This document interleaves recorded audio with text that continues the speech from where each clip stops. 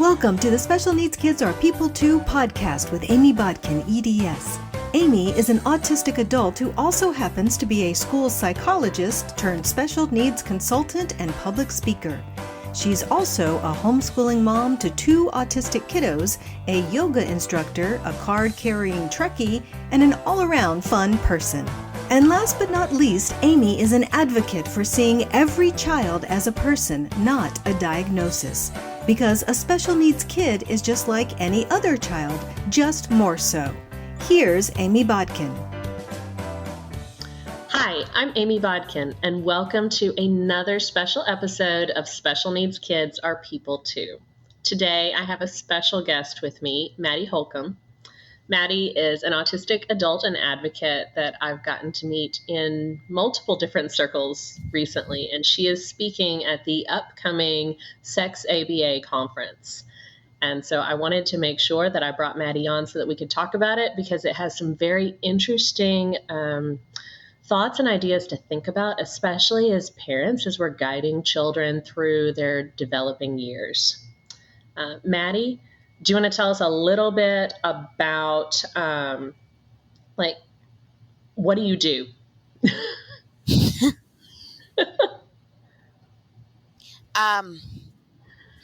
Well, a lot of things. For money, I mainly have a job like everybody else, but I also consult with people on an autistic perspective of ABA, of education, of clients, so that there is an actually autistic person in the room. I've presented several different areas. The big ones I've done have been a while, but I was at ABAI in 2000, and I was at the Richard L. Simpson Second Annual Autism Conference back when we were allowed to see each other in person. Right. And my job is mainly just to be the autistic person in the room and to provide a compassionate to both sides perspective.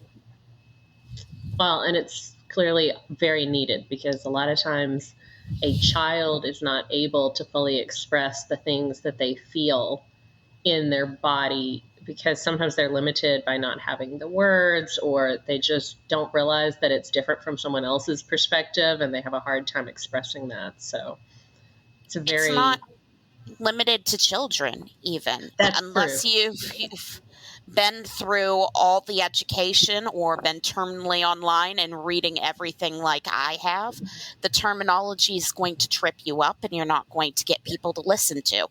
And when it's important to you, I think many people struggle with talking succinctly and talking calmly in a professional manner when something is really important to them, especially in situations that could potentially be painful. Absolutely. I mean, how many times do we as adults feel like we need an advocate sometimes because it's just, I don't know how to get my needs across because I'm that stressed. So, yeah, we don't expect, if it's physical pain, we just don't expect people to be able to provide the best information. It's somebody nearby, it's the nurse, it's very carefully guided questions to try to get the best responses, and it's understood if your leg is broken and all you do is yell. But emotional pain, we haven't quite made that shift as a society to believing that this could be as scary and as painful and as intense as physical pain, which means we expect this unfair standard of professionalism and perfect tone and great vocabulary and being understandable to people who may not be able to provide it in that situation. Right. So, Sex ABA, that's definitely an attention-getting title, if there ever was one. Is. So And I want let's to tell bring you, it's not scary. Many people, okay, it's kind of scary to talk about sex. It's something that in society we're trained to use innuendos. It's a Yes, topic, it's a private topic for friends. It's not a public topic for right. everybody. There are few professional conversations, and it's certainly not a intergenerational topic. That's true. Very true. And at certain times and in certain situations, I think it has been. We used to raise chickens and ducks. And so from a very young age, this was something that my kids would talk about. They're like, what's the rooster doing to the chicken? And so When you live there, it comes up. it does sometimes, not always, but if you're paying attention, generally speaking, it does. So it kind of allows for some of those kinds of conversations in a very natural and appropriate way. But when we live away from, seeing more younger siblings born or raising animals, where it kind of naturally intersects with our lives, I think sometimes we get nervous about how to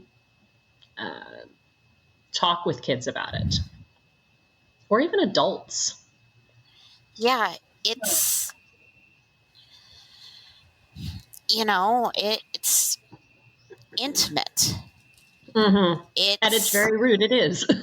Yes, it is a very vulnerable experience, which means that usually when we talk about it, we either have to embrace that vulnerability, which our society is not comfortable doing, or we have to put several layers of distancing factors in, which can make for some fun comedy, can make for some fun innuendo, but you can't have as good of educational concepts and conversations if your main concern is putting all the distance between you and the scary, sexy thing. I do want to reassure your audience that this this thing that I'm a part of, Sex ABA, is not going to be as scary as you think it is. I promise we're not going to traumatize you or go into it, but it is interesting to talk about how society doesn't like to talk about it and what that means, especially what that means when you're unable to access the normal venues where it's talked about, where comedy may not be the best. I mean, I would prefer nobody got their sex ed from comics, but no, definitely not. Especially people who sometimes have trouble understanding humor, maybe especially shouldn't get their sex ed from comics. Well, and I love what you said about how our conversation tends to be focused on distancing ourselves from the topic. And I think that that's really critical because, I mean, generally speaking, with autistic adults, we tend to be rather direct most of the time. And quite honestly, I find it a whole lot more relieving because I hate having to figure out what people are trying to say without saying it. Yep. And so trying to distance ourselves from the topic, or adults trying to do that when they're talking to us, or even just peers, that creates so many problems. Yeah. And when you add humor to that, my kids are always getting on to me. They're like, Mom, you need to work on getting sarcasm. I'm like, guys, I never graduated beyond like potty humor. So if there's no potty humor, we're really sunk. So adding humor, it makes it more challenging to communicate. I want to validate people this is an uncomfortable topic. And Yeah. I get why you feel the need to defend yourself and to put that distancing layer to feel safe. But also, like, I'm a person too, and I need to be safe. And that means I need to have the information, and I'm going to get it somewhere, or I'm not going to get it at all. And that serves its own problems. Yeah, exactly. And having knowledge is so important, especially when that knowledge can later go on to protect you. It is. Why don't you disservice. My school did not have great sex education, and that's what I was going to ask. Yep, that's a big. We have great minds, and also we talk a lot, so we can predict each other's movements through the conversation.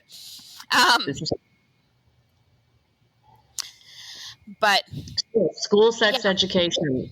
Tell me what yours was like, because I remember one class about periods, and I think that was it. Oh, wait, there was one other. Our period education, or my period education, actually was pretty in-depth.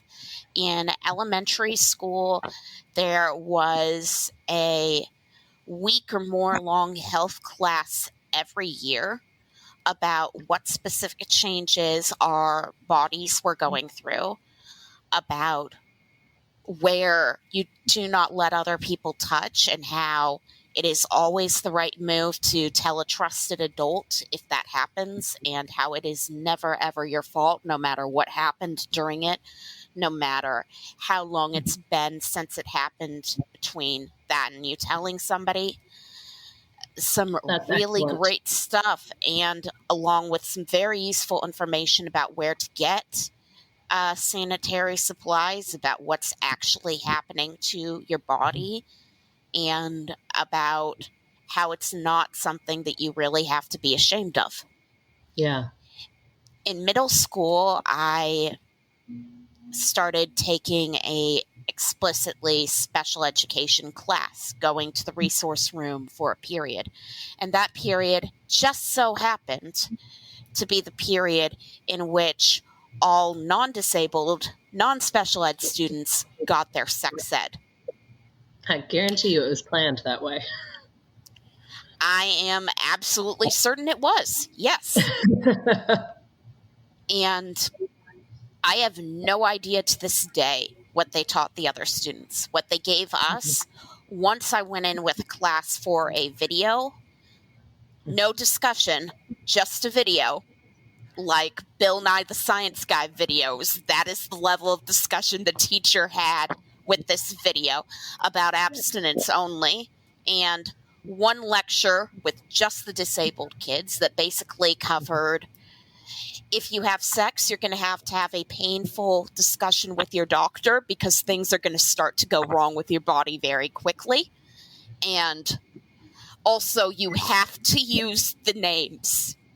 That was stressed to us several ways of, you have to use the accurate names of the body parts, which actually is kind of hypocritical in this discussion, that you're putting all this onus on disabled middle schoolers to correctly know the names of their body parts and be completely vulnerable to a doctor, but you are completely unwilling to talk about it in any more depth and provide any more information, because it's a hard conversation and we're disabled people. Right. Well, and I can see why they probably would have thought that that was the thing to do, because they're thinking, more vulnerable populations are more likely to be assaulted, and the only way that you're going to be able to, express this to somebody is by using correct terminology. But at the same time, that puts an incredible amount of stress and pressure, especially on kids who are already having trouble with communicating ideas in stressful situations anyways. I mean, everybody gets has stress under pressure, but it helps the more experience you've had, and it helps the more words you know. And kids do not know as many words or have as much experience. Right. And also, if you've already had negative experiences with seeing doctors because they didn't understand what you were trying to express before, that's or going to make adults it in general, because when you're a kid, you generalize how your teachers treat you to how the doctor's going to treat you, to how your parents going to treat you, to how the new person's going to treat you, as we all do. Mm-hmm. Yeah. Well, and generalization is one of those, that's what we do when we learn. We generalize from one situation to another situation. And, moving into sex ABA, the other part of that equation is ABA. Yeah. So,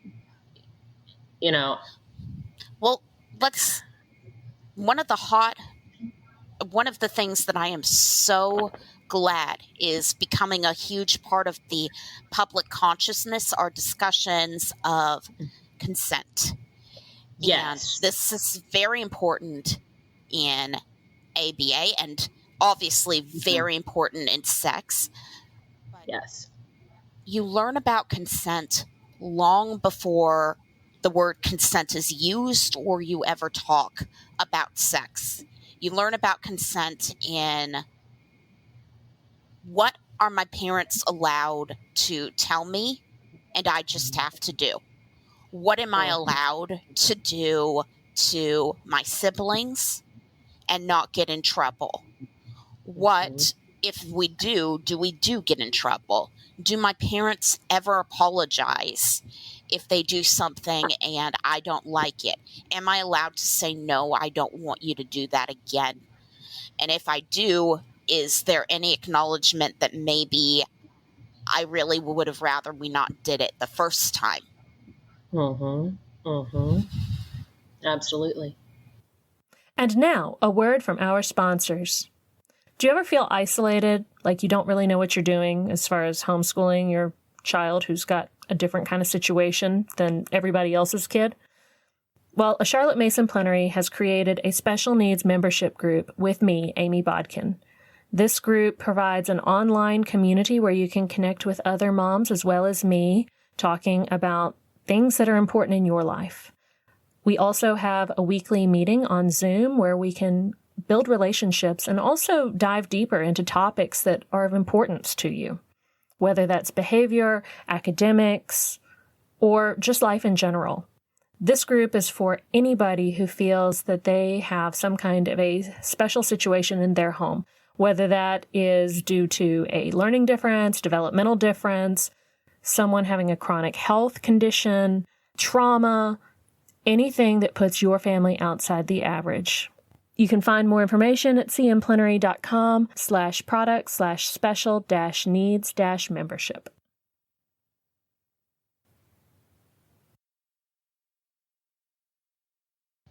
I know I was taught that you should try something before you decide whether or not you like it. And I can absolutely see the utility of this and where people were going when they taught it to me. Right. Sometimes you'll like a food that smells weird. Sometimes you'll like an activity that you were frightened of at first. And that was all the information I had because I was pulled out of sex ed and because the health class in high school was offered to other students and not offered to me. And that we have a guest star. My cat has just joined us. But that means that I generalized that information, that you really should try something. If you can, you really should try something before you like it. You should be willing to try new things if somebody else seems interested in it. Nobody talked about sex. That is not how sex consent works, that you just try the new thing proposed to you and hope you like it afterwards. Yep. And that is a problem. Yes, it really is. And also just ABA in general, a lot of times we're talking about compliance, not consent. Yep. That is not something that you want to generalize and carry over. Another thing about ABA is, I would hope you're not doing the love us recommended 40 hours, but some people are. And I get it, childcare needs, I get it to some extent, but what that means is that the majority of a child's interactions, period, are going to be with an adult. So at a power imbalance. Right.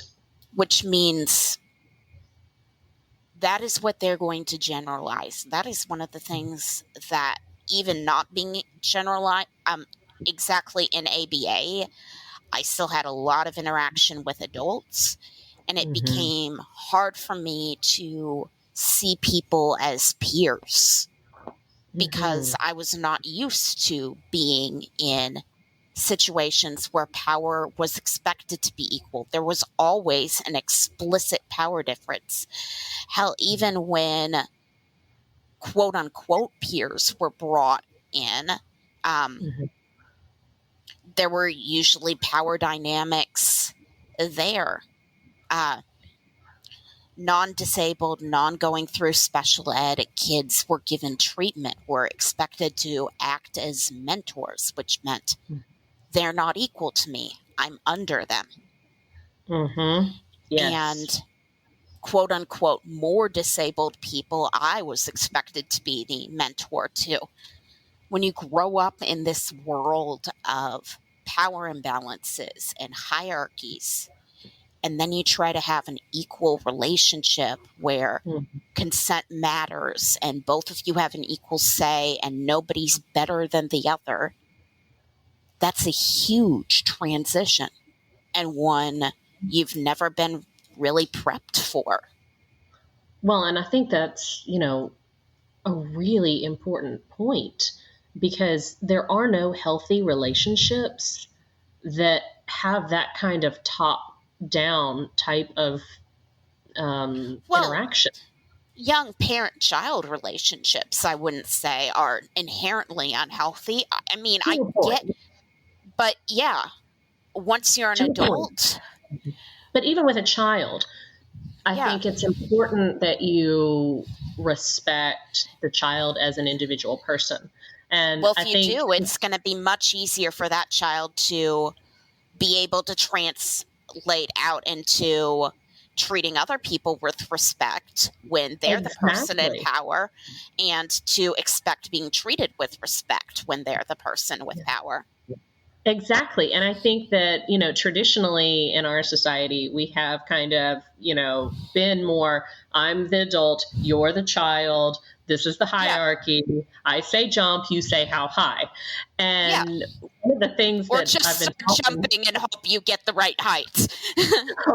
Just jump. Yes. Just keep jumping. Eventually, that's what I did they'll go away. Yeah, exactly. Keep jumping, and eventually they'll stop bothering you. But, one of the things that I talk about a lot with parents is, and I say this a lot in general, but I talk a lot about Charlotte Mason's philosophy of education, because she started with this idea that children are born persons and that they are deserving of the respect that an adult deserves. And I think that when we think about parenting and teaching and interacting with children from that perspective, it can be a total game changer later on when they're older and we're looking at this whole intimate type relationship with other adults, because you've already had modeled to you your whole way up that I'm a person, I'm deserving of respect, and my opinion matters.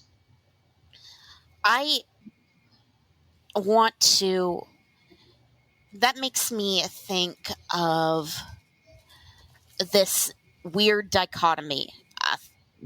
Bear with me, I'm autistic. Sometimes my thoughts come in weird ways.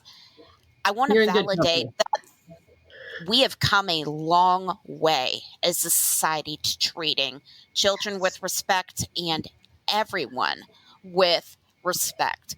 This was not the norm in other parts of history, even recent history. It is much more the norm now, and it's going to be a difficult transition for some people to suddenly be expected to treat children with far more respect than they were treated with, even as into adulthood. That said, we are not near to the idea that people are persons yet. We are not near where we need to be. I acknowledge how far we've come, but that is grading on a curve based Absolutely. on we are not as bad as absolutely awful could be. We're not close as a society.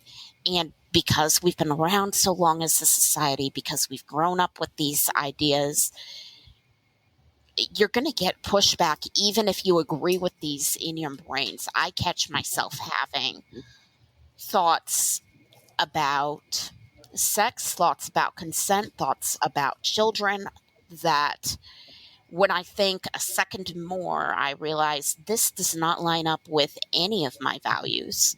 And I am not okay with spreading this value out into the world. But it's the first thought that popped into my head because it's the society I grew up in. Right. Those early experiences form deep ruts in our brain. And even when we purposefully choose to move to a different path, we still risk falling right back into those ruts. And everybody has those ruts. And those ruts are still shown on TV, shown in movies, written in books, talked about. These are implicit assumptions that people just have around. You've got to show authority. A kid's compliance matters more than their consent. We don't talk about sex.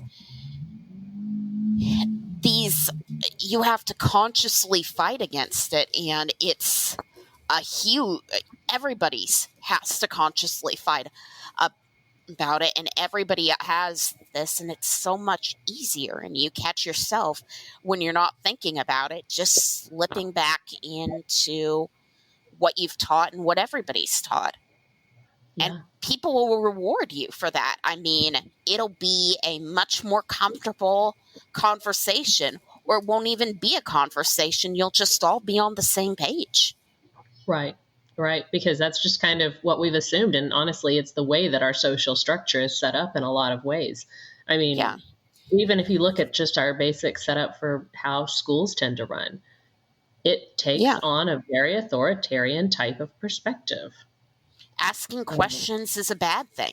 Asking questions is not viewed as more different information gets covered. It's viewed as less information gets covered. The teacher answering the questions views questions usually as an interruption, as a derailing of the lesson rather than the lesson itself. Yes.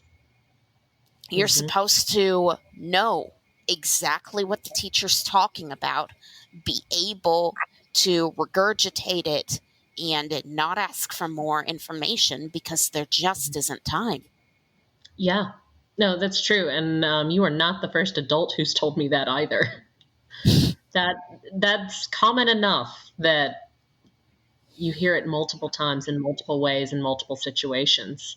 And so I think in a lot of ways, what you're talking about with Sex ABA at the conference coming up is really coming back to this basic idea that children are people. Yes. And they deserve to be treated with the respect that other people are treated with. And how we treat them now determines how they will expect to be treated by others as adults. children grow up, we hope. In ideal situations, children grow up. And while, of course, they're going to seek information out beyond you, and that's a good thing. If they only have the information that you provide, you would hope that that's a pretty solid foundation. Mm-hmm. And this is one area where people don't want to talk about it and don't want to give information, and where generalizations don't work as well. Right. They don't. And also just having good information about your own body and how your own body works. I mean, knowledge is power.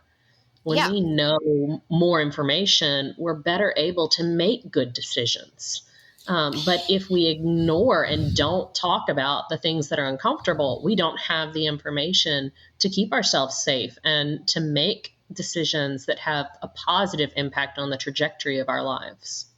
It was probably more for the convenience of the doctor and for the convenience of the school nurse that we were stressed so much that we had to use the absolute proper names for body parts. Mm-hmm. That's powerful, to be able to absolutely name these parts of my body. That's information that I want to have. Right. Without the pressure. There were moments of my life when I didn't know what certain body parts were called, and therefore I didn't know if they were working the way they should or any of that. And that was a scary time of my life. Yeah. Well, and on that note, at some point, we're going to have a conversation about women's health and what we talk about, because the amount of non-information available. And I honestly wonder sometimes if we don't have as much knowledge about women's health as maybe we do about other areas. Well, classically, it was viewed as male bodies were the default, quote unquote male. We now understand gender much better, but male bodies were the default, and you added on things for women rather than certain systems may work differently in women in ways that aren't immediately apparent from first and secondary sex characteristics, and like heart attacks manifesting differently across sexes, and that women's health needs to be studied in their own rights. And the research that has been done on women's health, a lot of times it was done using women who had been enslaved, who did not have consent, which again brings us back to they're not going to tell you it hurts, because why would you care? Or even if they did, why would you care? Yeah. It's not going to get recorded. Yes. Exactly. And you can also do a lot of things that you can't do if you are having to depend on somebody's consent. Yep. So, yeah. So, guys, check out Sex ABA, and there's a lot of great people talking about some very important topics that do need to be brought up to our minds so that we can provide children and adults with the opportunity to develop a sense of, I am worthy of respect and I need to be treated with respect, so that as we move into more intimate situations, we have the tools to be able to navigate those relationships. Thank you so much, Maddie, for joining us today. And Thank you. We will see you guys next time. All right. Bye. We hope you had fun listening to today's episode and gained some new insights into the wonderful variety of people in our world. You can find out more about Amy's advocacy work at amybodkin.com. And remember, special needs kids are people too.